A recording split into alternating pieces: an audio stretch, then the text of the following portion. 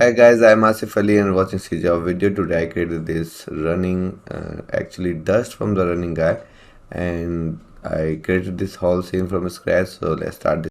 So first we will create a level, this one, and I need a running guy here. Anything that running. So I have some animation like this is a mannequin. I can drag it here. Yeah, and if I play, yeah, perfect. So we can just move the camera here,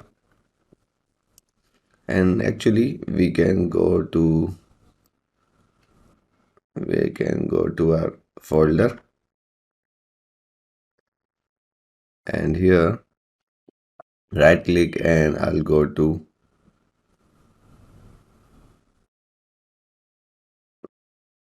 actually we need to go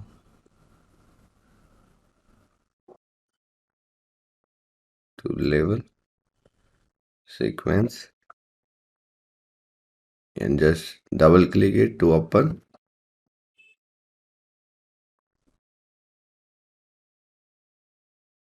and you can also drag it here, then you can turn this autoplay. Okay, and we can also control B this character, and we can drag this to the sequencer also. So I will drag this to the sequencer, and then you need to choose the animation. So run forward.